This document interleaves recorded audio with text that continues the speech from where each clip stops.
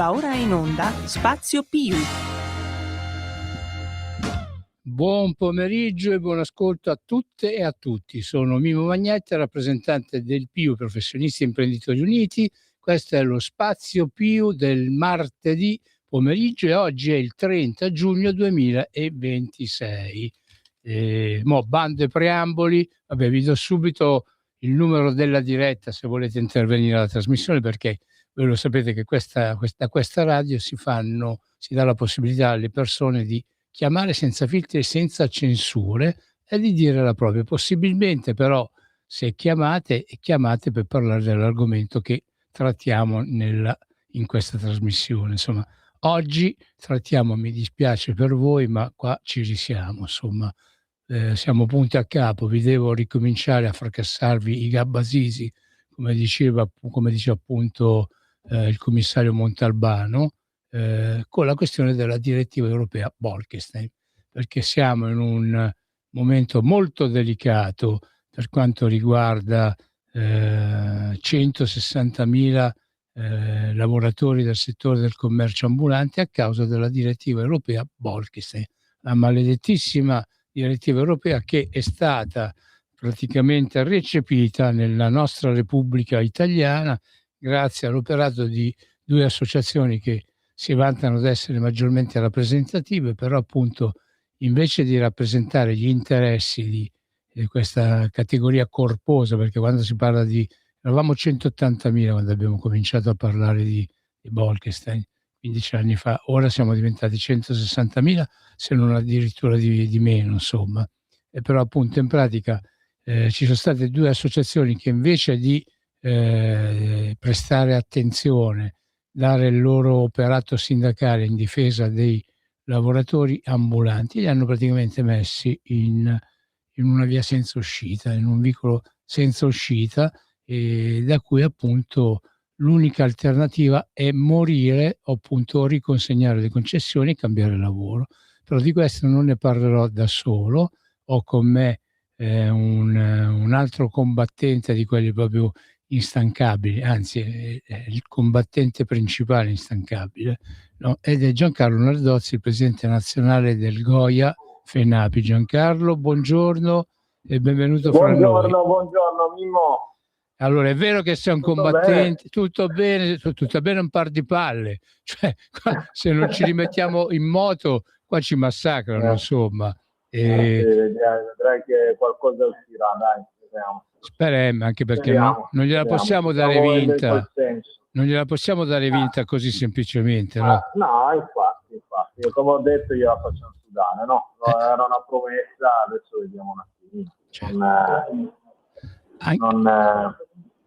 Anche perché quando Giancarlo Nardozzi... Diciamo che dopo, adesso, a parte qualche episodio, che poi ti dico la verità, la difficoltà principale è convincere i colleghi sempre, no? Perché hai visto anche per quanto riguarda sulle associazioni, adesso ci siamo ritrovati e ci conosciamo da anni, però gli esterni io non posso, venerdì, giovedì, guarda, prendono impegno di difendere la categoria e poi ci sono delle difficoltà. Comunque va bene, affronteremo anche quelle. Senti, dunque noi siamo... Fa un po', ti dico la verità, perché io non so se sono diverso, ho girato mezza Italia a spese mie, ho sempre cercato di fare entrare nel cervello a tutti quanti, sono un po' io che sono strano.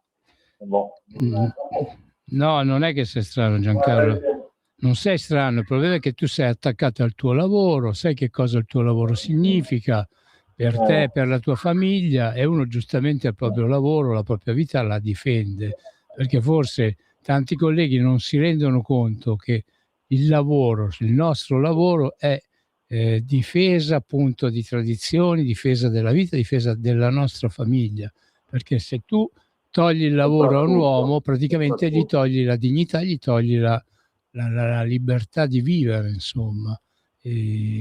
Però appunto evidentemente tanti colleghi pensano che sia solo un modo per sbarcare il lunario, per mettersi un po' di spiccioli in tasca. E sono va bene, dai, comunque diciamo che sono ottimista. io penso che all'incontro che avremo sarà un inizio buono. Senti, ma Poi... Giancarlo Nardozzi, presidente nazionale del Goya FENAPI, o ti devo fare una domanda però che è importantissima, anche perché la tua risposta potrebbe pregiudicare la mia partecipazione alla riunione. Sì, sì, non scherziamo. Non mi dire così, dopo a riunione... me lo dicevi prima e mi preparavo. No, ti prendo proprio di sorpresa. Al termine di questa riunione che noi faremo appunto il 10 luglio prossimo, ci sta la matriciana o no? Ci puoi giurare che ci sta.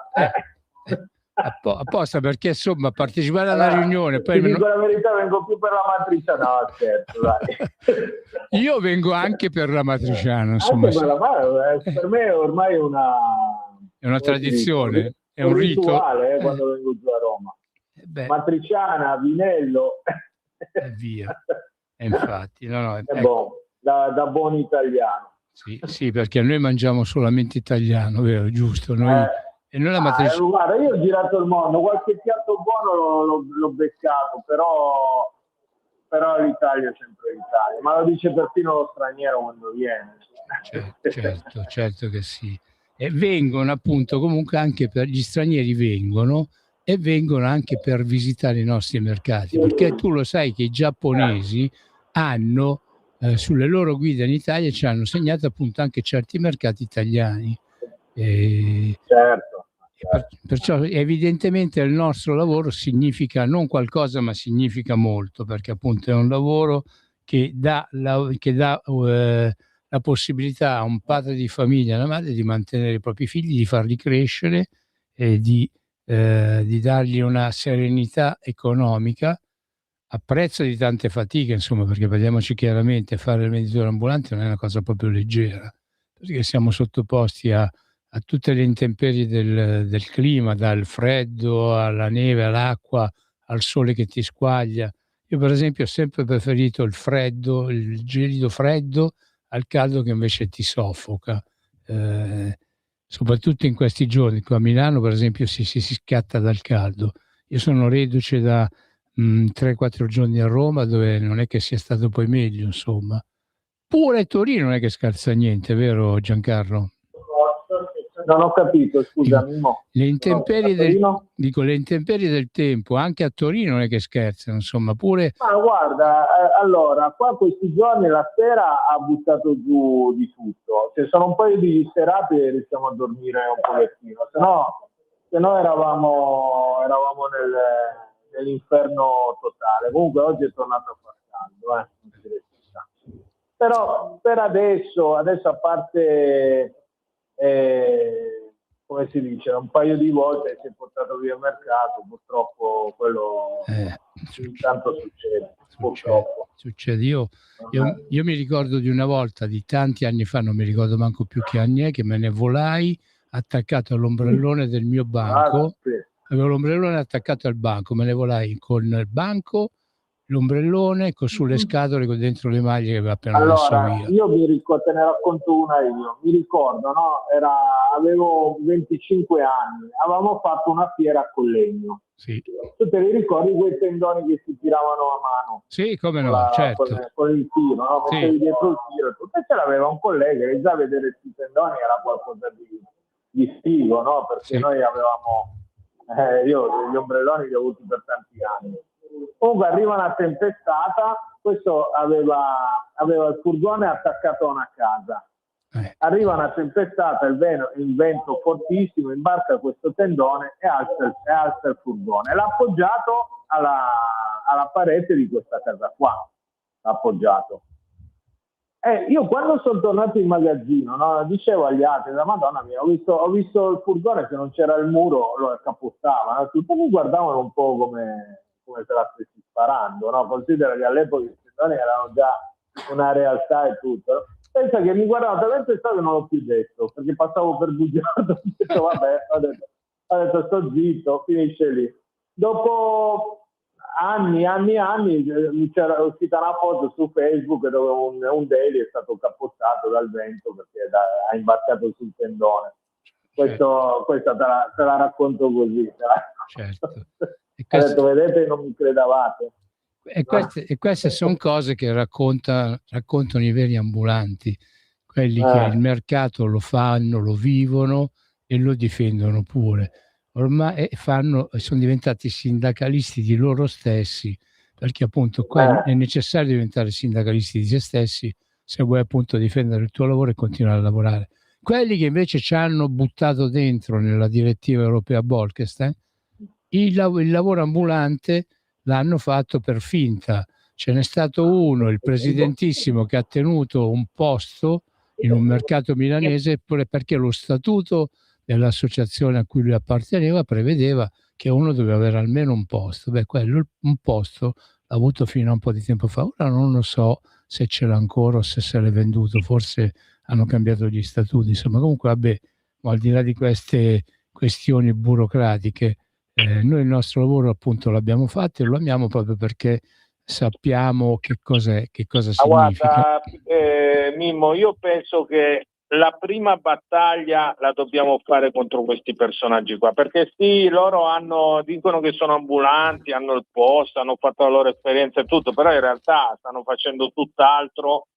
E la difesa degli ambulanti in questi anni vediamo com'è stata, cioè praticamente stanno chiudendo tutti i giorni decine di ambulanti, per cui loro non devono più andarsi a sedere a un tavolo a nome nostro. Io la ragiono così. Tu hai visto all'assemblea, che poi tra l'altro approfitto per ringraziare tutti i colleghi che hanno partecipato, è stata una soddisfazione come sempre, ormai da anni succede.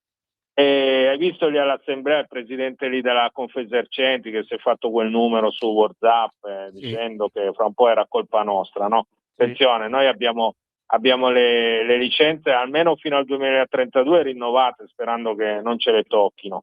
Però sono ormai talmente insicuri, talmente convinti di se stessi e tutto, che non sanno più cosa saprà. Allora, loro sono consapevoli del fatto che queste linee di guida qua faranno chiudere centinaia di ambulanti. Stiamo parlando dei rinnovi della Bolkestein. E stanno cercando di scaricare su altri, no? Però in realtà noi abbiamo fatto rinnovare a centinaia, se non migliaia di ambulanti, e allora questo secondo me si stanno mordendo i gomiti, perché le loro famose linee guida a sto giro sono peggio del peggio del peggio. Questo sarà il motivo per cui io, te e le associazioni che aderiranno ci metteremo a un tavolo il 10 luglio, naturalmente ad esclusione di quelle che ci hanno ammazzato, che non sono solo 2, adesso sono 3, e cercheremo di tentare di nuovo un colpo di sopravvivenza. Vediamo un pochettino, vediamo come va a finire. E certo è che io, Mimmo, come ti ho già detto, non sarà solo per la Bolkestein, ma sarà per una riforma unica che vada a blindare una volta per tutte la categoria, come fanno del resto, che poi non è che stiamo chiedendo la luna, come fanno del resto in Spagna, in Francia. Adesso addirittura la Francia sta cercando di difendere i balneari, dicendo: guardate, qua spazio ce n'è per fare spiagge, non c'è bisogno che leviamo le concessioni agli altri, no? Cioè, loro lo fanno, qua in Italia no. Qua in Italia ormai c'è una dimezzatura di mercati, c'è tutto lo spazio che si vuole, ma c'è sempre stato, e poi comunque c'è sempre stato per fare al limite un mercato aggiunto. No, a noi ci devono mettere le linee guida, i punti, i DURC, e perché evidentemente, mi scappano le parolacce, evidentemente a qualcuno interessa distruggere un settore, c'è un interesse di soldi, Mimmo, diciamolo, no? Sì, anche perché qua tanti pensano, ma il bando comunque è un'entrata, poi andiamo a vedere Varazze e si dividono la torta, no? Adesso lì si parla di una fiera storica, arriviamo per fare la domanda a uno che è un decennale, che sia scaduto come sono scadute tutte, la maggior parte delle una buona parte delle autorizzazioni per i mercati. Andiamo per fare la domanda, il comune ci risponde no, ormai questo era scaduto, non vale più. Non è che hanno provato a fare un bando, dando la possibilità di partecipare neanche coi punti, capito? Hanno preferito fare un bando veloce, 15 giorni sotto Natale, dove erano consapevoli le 3 sorelline che poi fanno i video dicendo che loro non ne hanno niente, non sapevano niente, e si sono divisi Forte dei Marmi, la Piazza, eccetera, eccetera, tutte associazioni vicini ai soliti noti. Per cui questo è il gioco, ti lascio, poi tu lo sai meglio di me, non è che te lo devo spiegare, che resa hanno queste fiere, che poi non è solo Varazze, ormai è una consuetudine in tante città d'Italia. La stessa cosa potrebbe essere per i mercati, perché i mercati, se iniziamo a fare i consorzi, le cooperative, le piattaforme d'acquisto, io ti lascio immaginare il giro miliardario che ci potrebbe essere a favore di chi gestisce.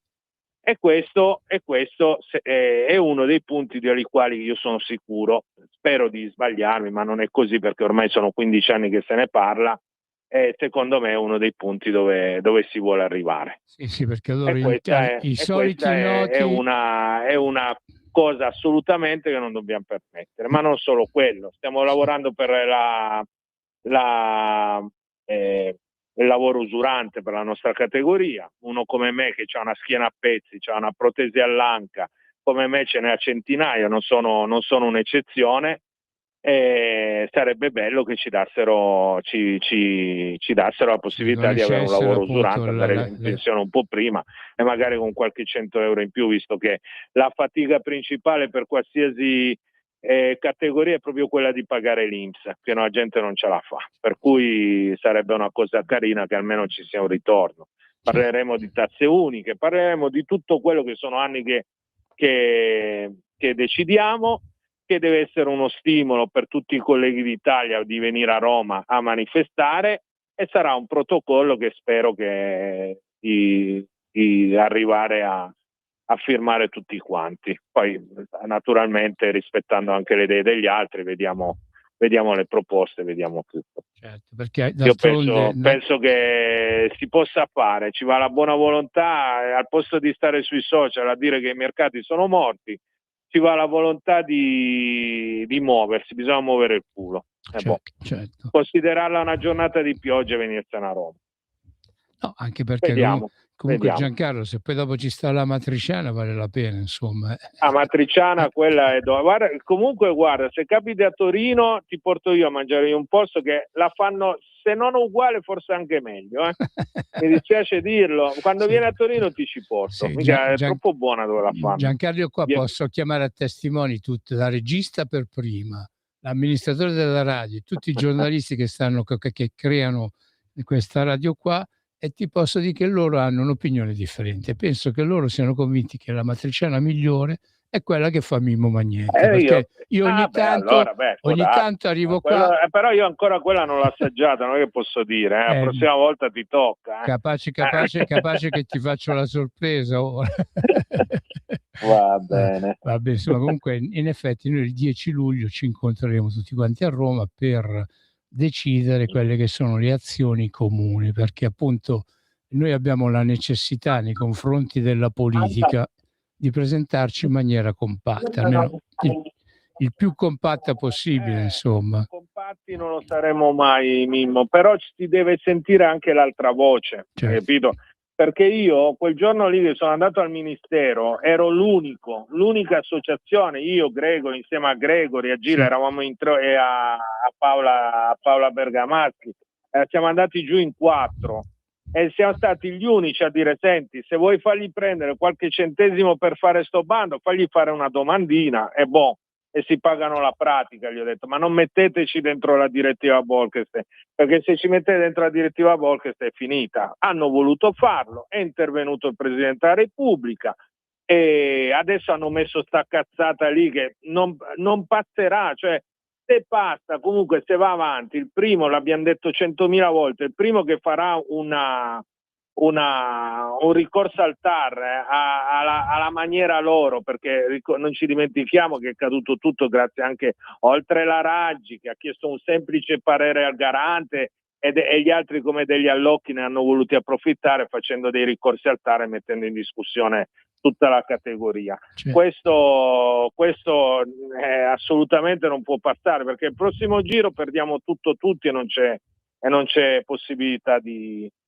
Anche perché io lo dico qua attraverso questa radio che appunto mi ospita da 20 anni, insomma, e sono più di 15 anni e passa che io parlo appunto di questa direttiva europea Bolkestein. Il problema è che con il passaggio che ha fatto oggi il ministro Urso, questi sono capaci di prendere e rimettere in questione tutto quanto, per cui anche voi che siete riusciti a ottenere il rinnovo la proroga delle concessioni. Lì su quello, Mimmo, per noi viene facile impugnarla. A me la cosa che mi fa più paura, la cosa che mi fa più paura sì, è il discorso che comunque si dà tutto in mano ai comuni. Infatti. Attenzione, anche lì non si capisce, perché noi abbiamo avuto dei confronti mentre gli altri andavano di nascosto a parlare, noi ci siamo mossi. Comunque abbiamo avuto i confronti con il presidente dello Stato Regione, Fedriga, ho partecipato a quell'incontro lì, per esempio Torino assolutamente si era rifiutata di prendere in mano qualcosa, dice no, ci devono pensare le regioni, che sicuramente sarebbe stato più facile, no? Certo. Invece con questa cosa che hanno in mano i comuni, tu sai meglio di me, a quanti sindaci, permettetemi una parola, diamo sulle balle, no? La voglia.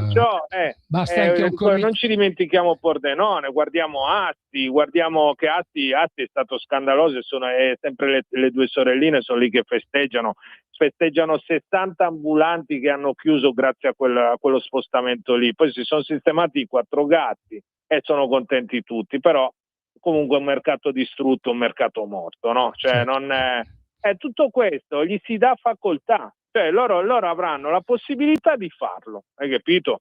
Certo. Questo non può è quello non che stare lì a guardare.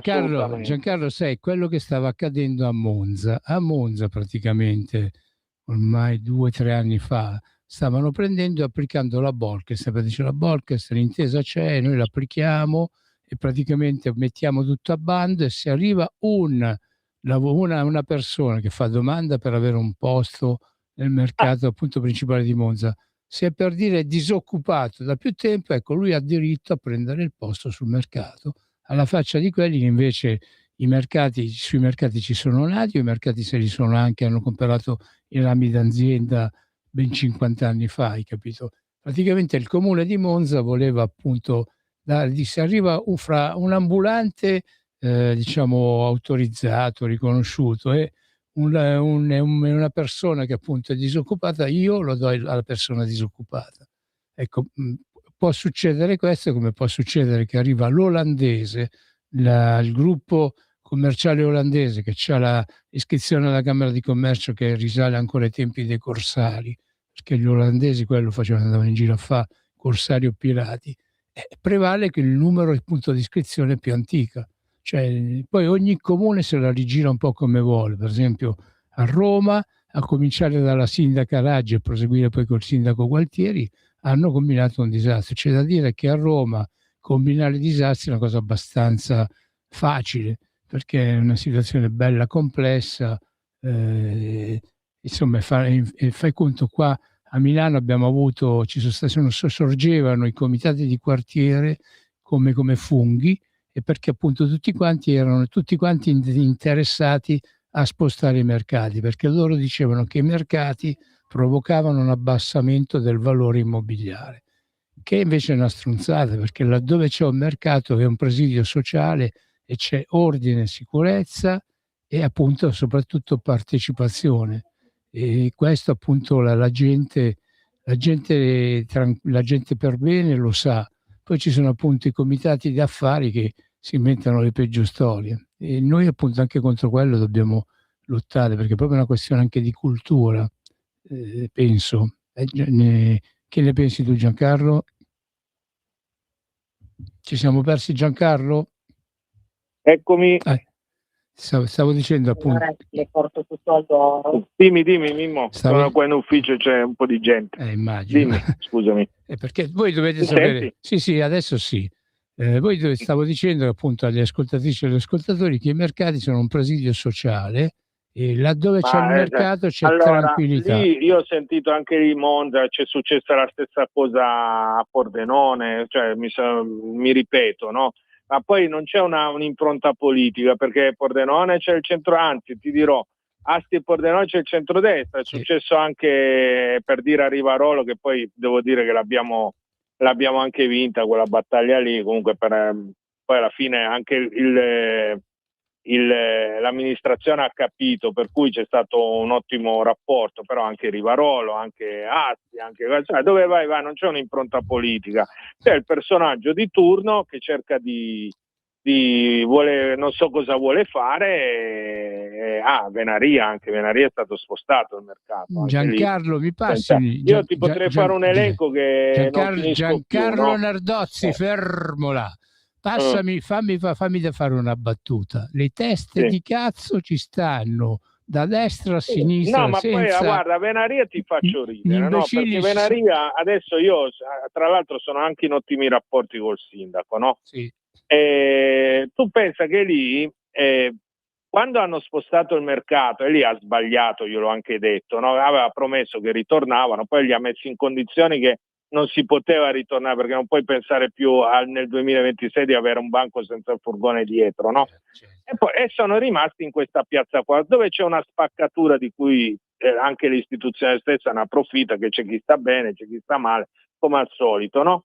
Però quello che mi fa ridere, no? Che la stessa ANVA che è andata a protestare dal comune per lo spostamento, che ci starebbe pure. Andiamo a fare un accesso agli atti, tutti i progetti, tutti gli spostamenti, tra l'altro hanno preso anche dei soldi sui progetti, tutto quanto sono stati fatti da loro. Hai capito? Tanto per non smentirsi. Giancarlo, allora ma 10 anni fa, va bene, fate un progetto nuovo, lo pagate voi e vediamo se il comune no, lì se ne guardano bene o se ne guardano bene a prendersi le colpe, no? Queste sono cose che purtroppo noi all'epoca non c'eravamo ancora, cioè, se no col cazzo lo facevano, permettimi la parola, però ti permetto la parola. Giancarlo, ti permetto la parola. Abbiamo anche altre cose, io ti posso anche dire, c'è la regione che sta dando una pacca di soldi per aiutare il piccolo commercio e qua continuano a chiudere. Giancarlo, fermola, devo fare come fa Cruciani alla Zanzara. È arrivata la metà del nostro tempo, dobbiamo passare alla pubblicità. Un attimo e poi ricominciamo. Pubblicità. Ehi tu, non trovi più il segnale di Radio Libertà sulla tua radio DAB? Non disperarti, risintonizza! Sì, ma come? È facile, tasto menu, poi scegli il tasto corrispondente alla ricerca automatica dei canali, attendi qualche minuto e tutte le stazioni DAB della tua zona saranno disponibili. Open your eyes, this is the world. Sic et non, una chiacchierata in libertà con ospiti e telefonate per chiarire, per indagare il politicamente corretto di oggi, per smontare le tesi del pensiero woke e per ragionare insieme all'insegna del buon senso. Vi aspetto tutti i giovedì su Radio Libertà dalle 12 alle 13.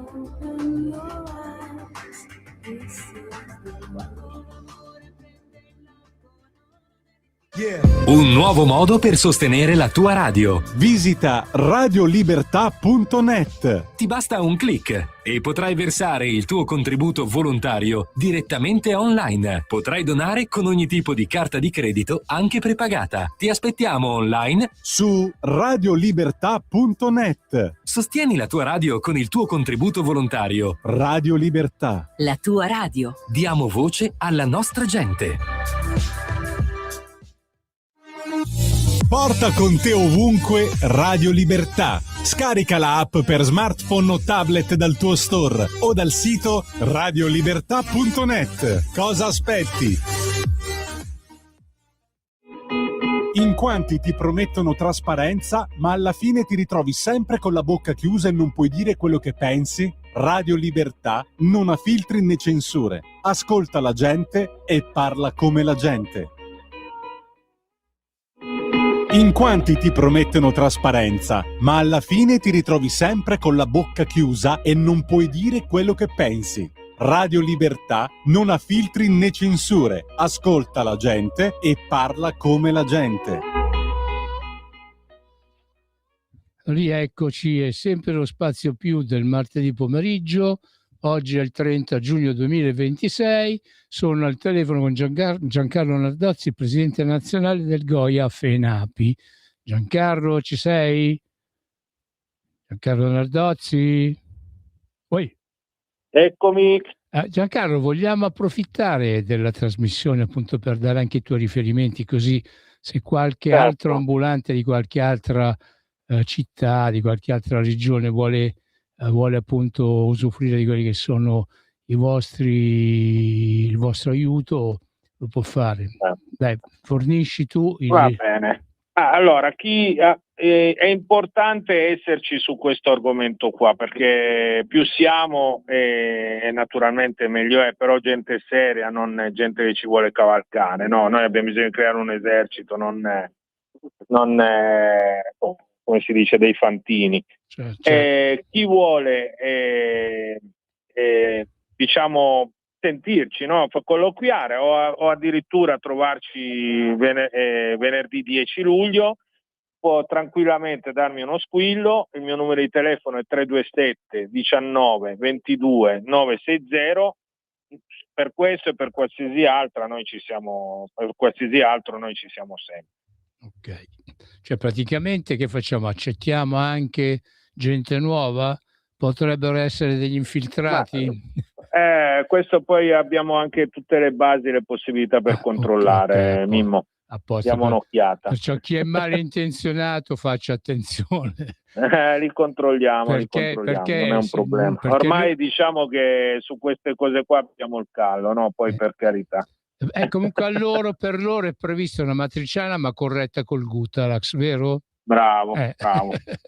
Perché vabbè tutto, insomma, ma vabbè essere buoni, vabbè essere bravi, ma essere fessi no. Infatti il discorso è questo: io e Giancarlo Nardozzi parliamo di quelle che sono le problematiche che colpiscono il mondo dell'ambulantato italiano da un sacco di anni, perché pare che la gente, soprattutto gli ambulanti italiani, siano un po' felici nel farsi fottere, insomma.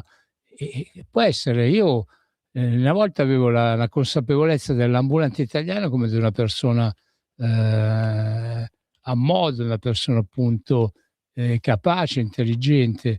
Io non mi faccio capace appunto di vedere come tanti amino farsi prendere in giro da quelle che sono le famigerate associazioni maggiormente rappresentative, che più che metterci in difficoltà lo fanno da un sacco di tempo. Io la prima volta che ho intercettato la Bolkestein fu nel 2012, partecipai a una riunione in via Giulio Cesare, c'era una, non so se era la Corrida, non mi ricordo più che associazione fosse, e già lì cominciavano a parlare di l'intesa in cui appunto venivano descritte tutta una serie di linee guida che dovevano portare a proteggere la categoria. Invece no, perché questi hanno solamente l'intenzione, l'obiettivo di queste persone, di certe associazioni, è quello di diventare proprietari di alcuni mercati, e chiaramente sono solamente i mercati quelli griffati, e diventare loro i padroni. Allora,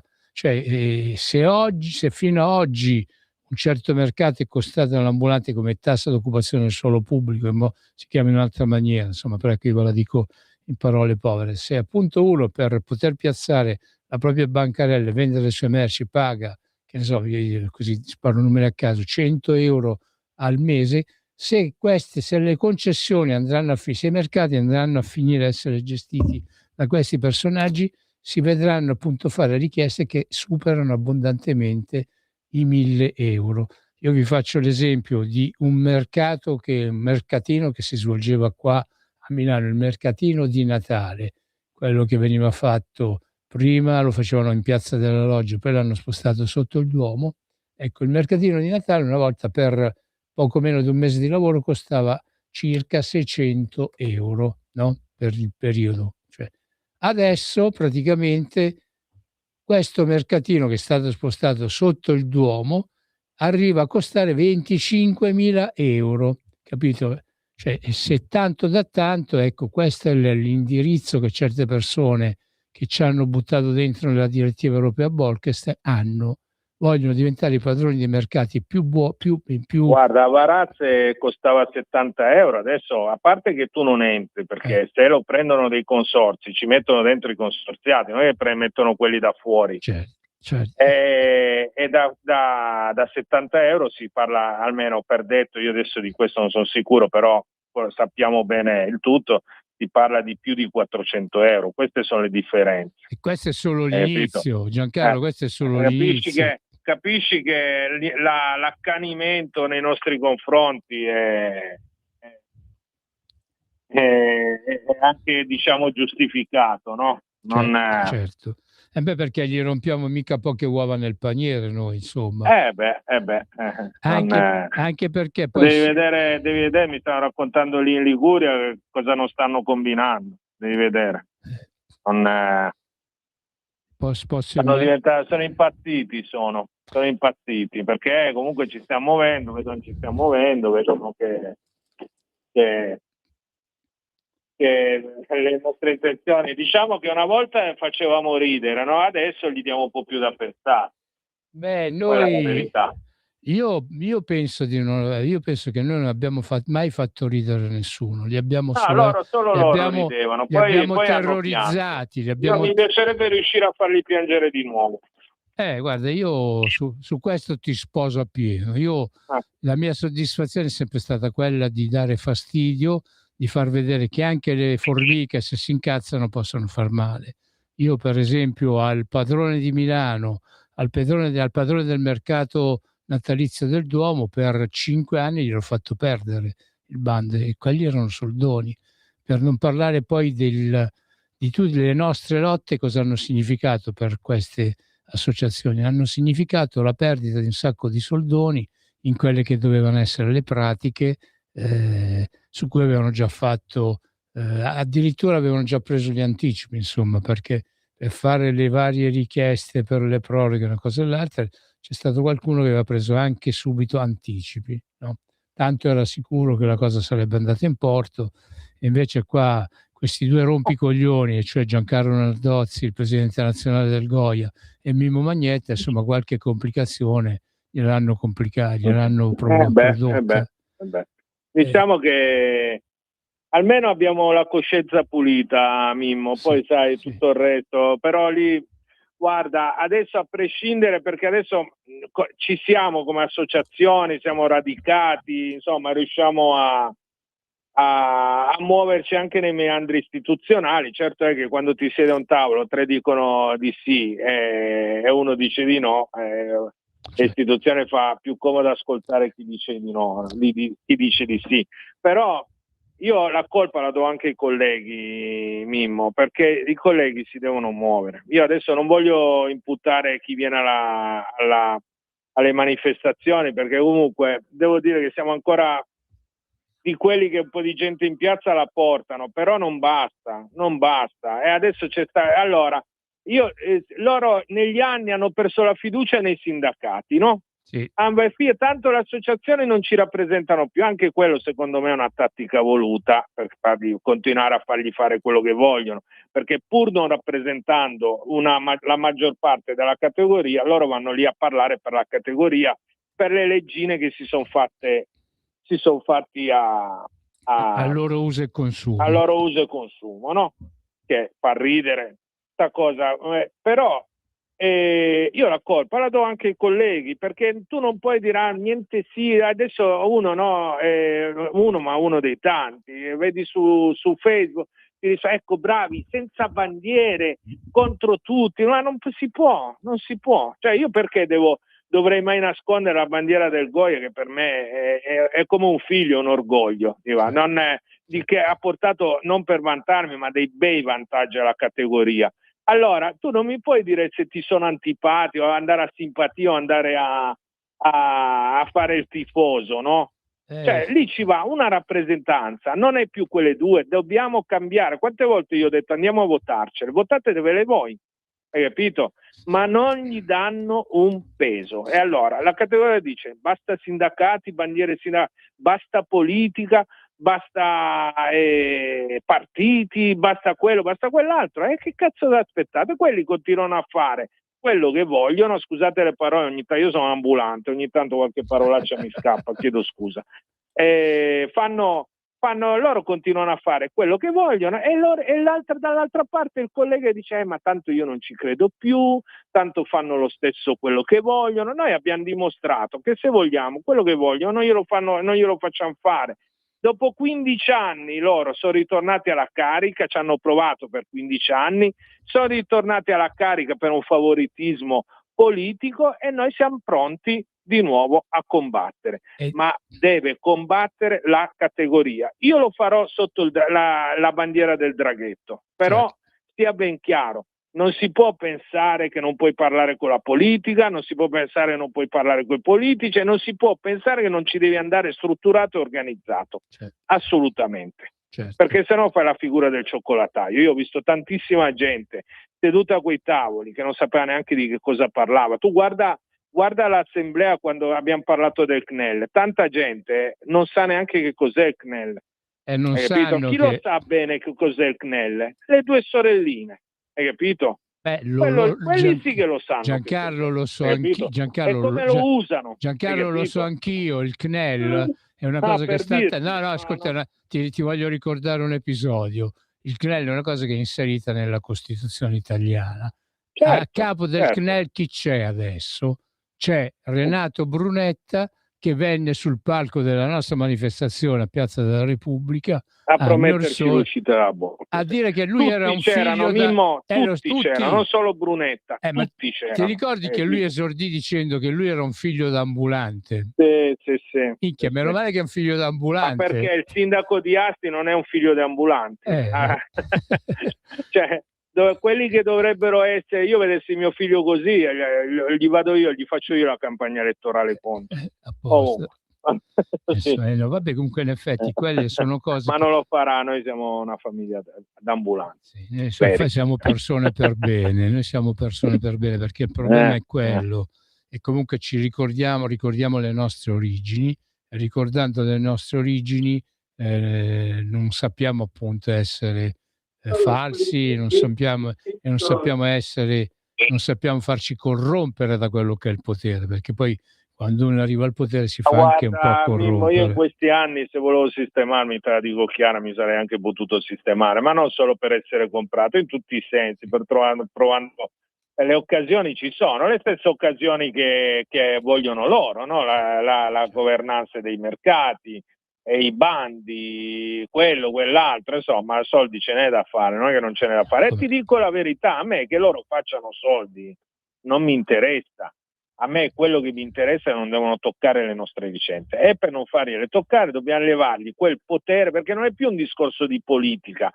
Ti ricordi le battaglie che abbiamo fatto contro il PD? Noi in realtà stiamo facendo la stessa cosa contro il centrodestra. Sì, anzi, il centrodestra sta facendo anche peggio. Io sto facendo le stesse identiche battaglie che stavo facendo contro il PD. È normale sta cosa. Sono venuti tutti dall'A alla Z sopra quel palco, c'era perfino la Meloni è venuta. Sì. Per cui di cosa stiamo parlando?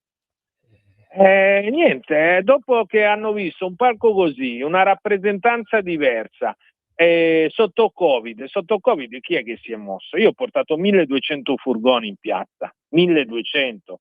Quelli andavano in giro nei mercati a chiedere i soldi per la sicurezza. Sì, infatti. Io davanti al prefetto chiedevano di poter fare lavorare con l'app i colleghi. Cioè non dicevano venite giù a mettere le planche. C'ero io, cioè non è che per sentito dire, sono pronto a metterci pure, ci metto la faccia su sta cosa. Quando noi andavamo davanti al prefetto a dirgli che volevamo tornare a lavorare, loro proponevano le app Sì, guarda, State a casa, vendiamo online, e la gente con la roba dentro i furgoni che moriva di fame. Ne so qualcosa anch'io. Allora, ma questi possono ancora parlare, ma perché lo stiamo permettendo? Io quello voglio capire, perché stiamo permettendo una cosa del genere? Perché? Perché forse in effetti siamo Giancarlo Nardozzi, Gregori Massa, Andrea Percia, oppure non so, qualche altro ancora del Goia, oppure Mimmo Magnetta qua da Milano, che parliamo di queste cose, però poi i fatti, cioè praticamente gli altri ambulanti sono un po' latitanti. Non è che sono latitanti, è che non sono consapevoli.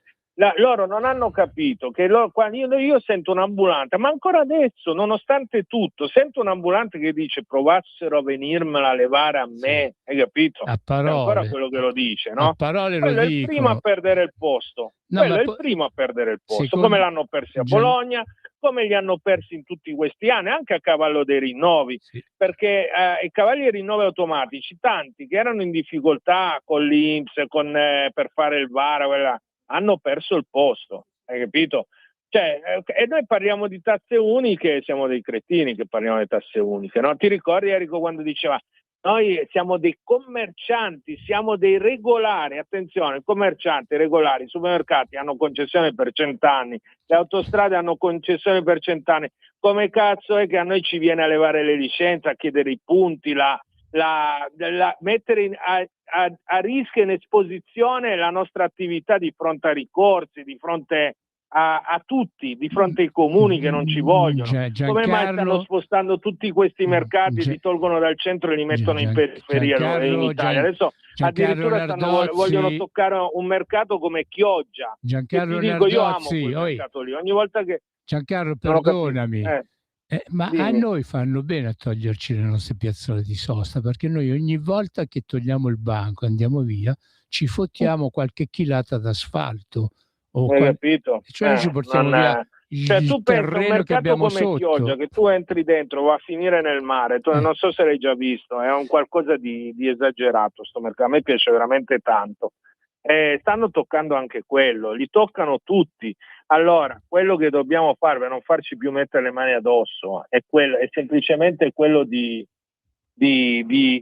combattere, ragazzi. Noi dobbiamo combattere e dobbiamo scendere in piazza, perché appunto l'unico modo per combattere per noi della categoria è quello di scendere in piazza e farci vedere, farci contare. Per farci contare, però appunto, oltre che noi soliti combattenti ormai instancabili, devono esserci, a noi ci si devono aggiungere anche i colleghi. Non si può sentire il collega che dice oggi non posso venire perché c'ho da accompagnare mia figlia a danza, o c'ho da portare mio figlio in piscina, o mi seguo bucato il copertino, che la poi gomma. Devo dire sono anche hanno anche poca fantasia, perché le scuse sono sempre le stesse scuse, infatti.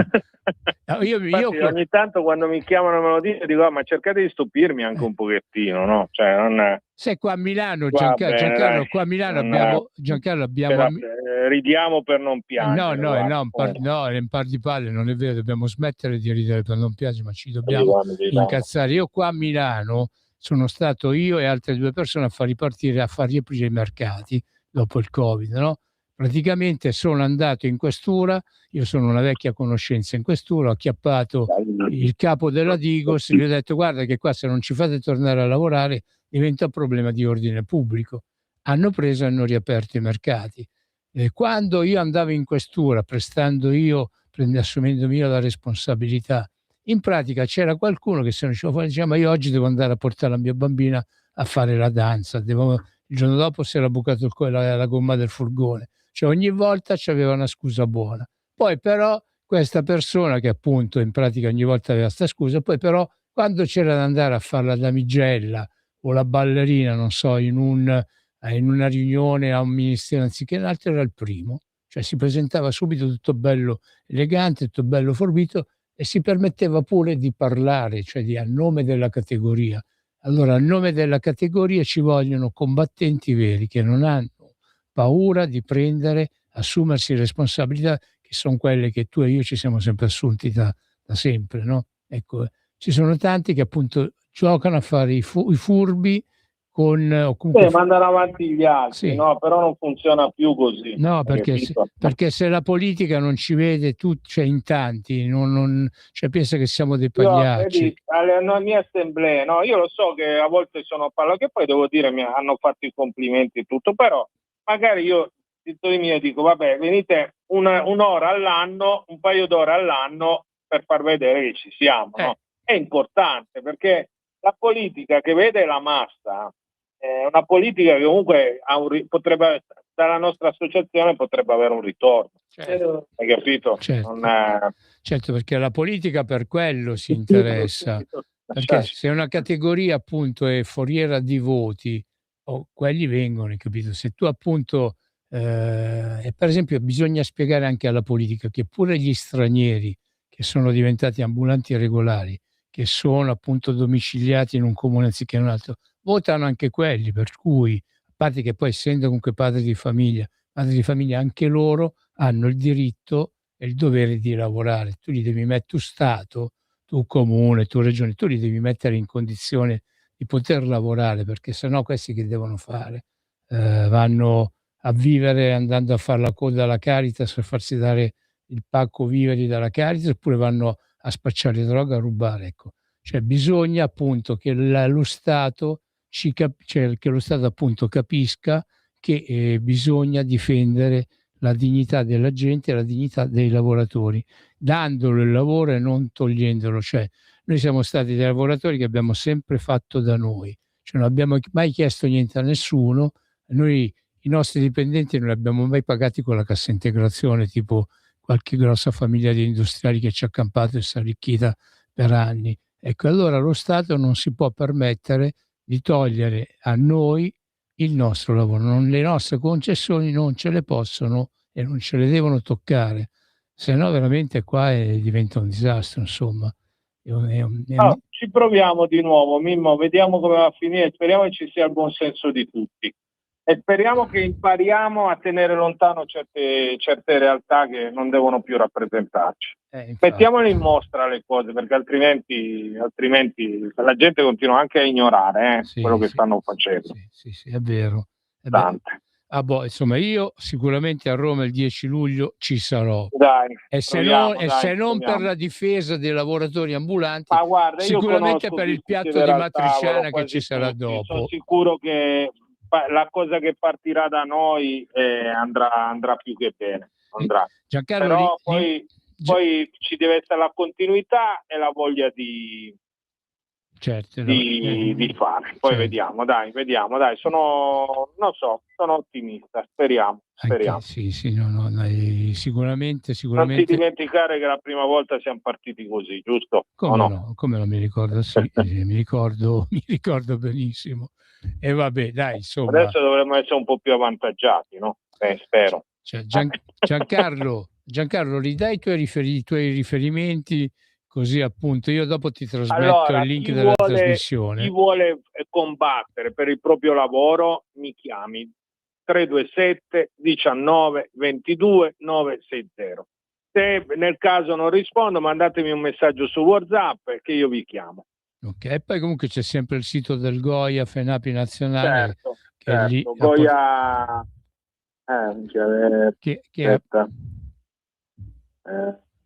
mamma mia, sto un lapsus, porco giuro, ci vado tutti i giorni. È una certa età ormai ci abbiamo. Mi sa di sì. Aspetta, basta scrivere Goia, però. Sì, infatti. Allora, Goia Nazionale Commercio Autonomo, su WhatsApp. E poi c'è Goia Ambulanti e Microcommercio, la pagina. O se no appunto il telefono di Giancarlo Nardozzi l'avete avuto, ve l'ha ripetuto più volte. Se volete andate sulla pagina Facebook di Radio Libertà e potete risentirvi tutta la trasmissione, potete tirare giù tutti i dati che volete.